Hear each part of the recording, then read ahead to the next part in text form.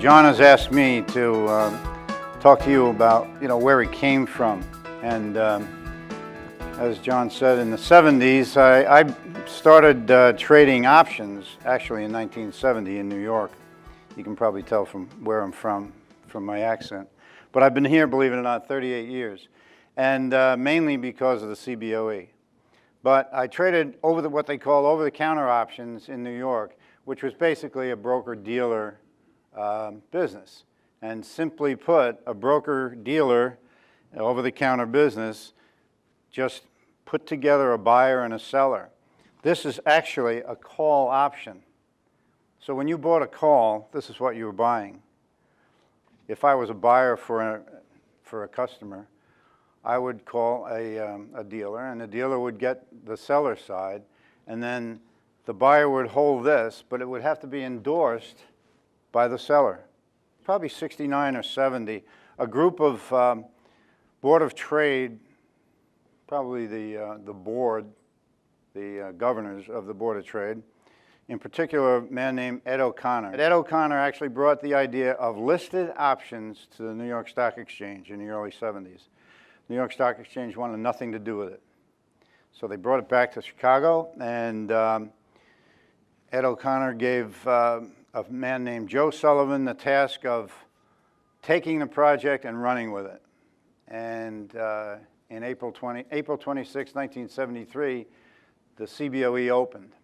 They traded 911 contracts. That was it. It was all open outcry, all on the floor, but not without a lot of consternation, regulatory problems.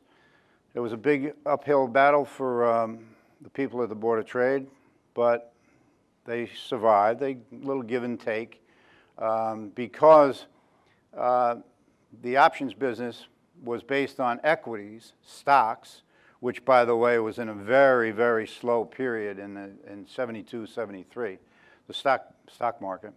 The options had to be, according to the government, regulated by the SEC.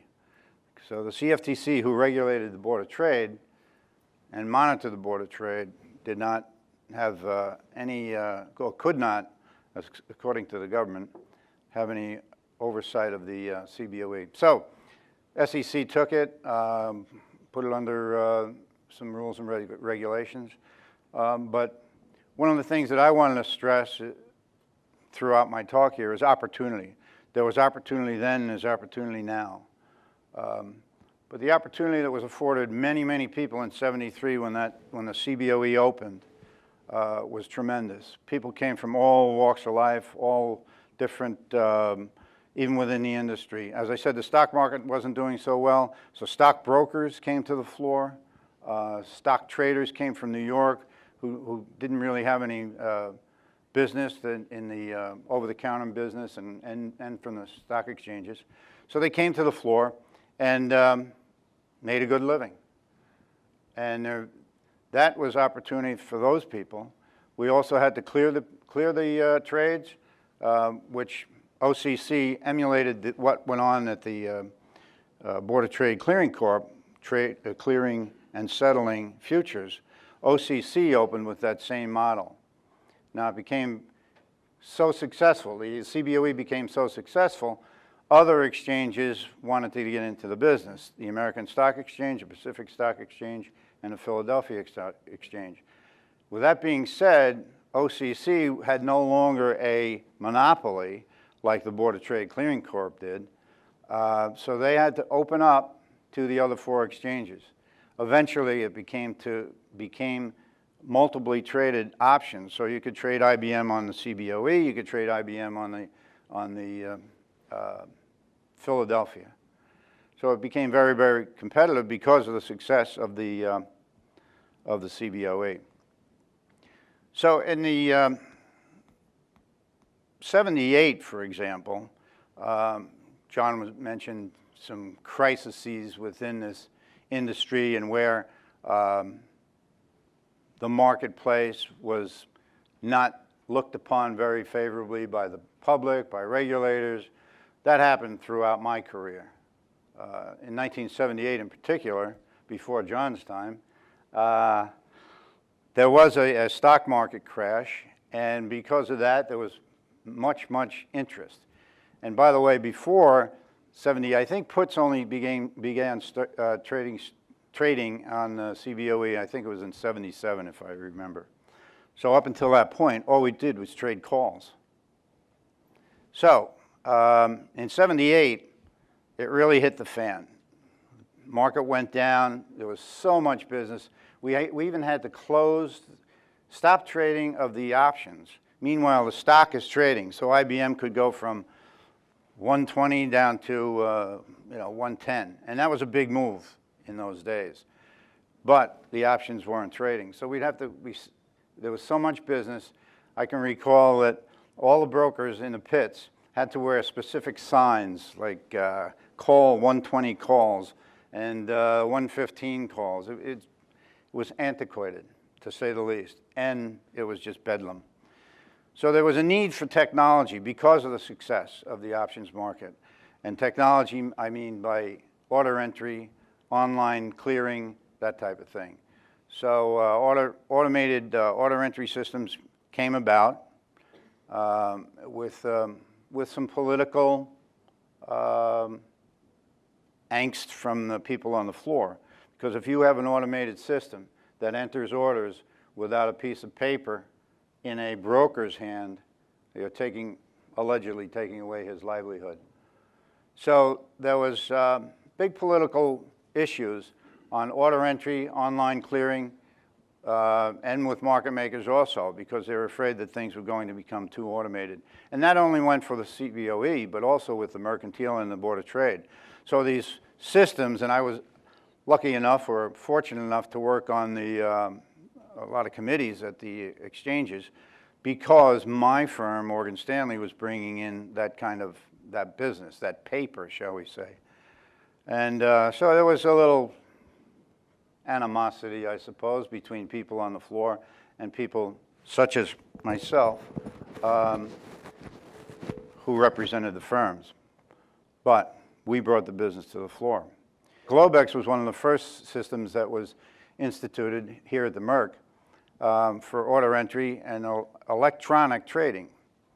So with electronic trading, and that eventually went over to the Cboe. They got there over the political hurdles, and I was on the board of the Cboe in the 2000s when we had to fight that battle, so to speak. But ultimately, it worked out for everyone. As you can see, what we've evolved to because of technology.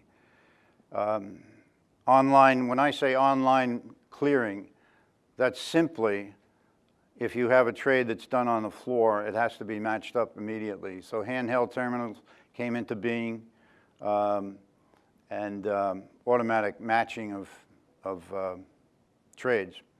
So that helped the business immensely and helped it to grow.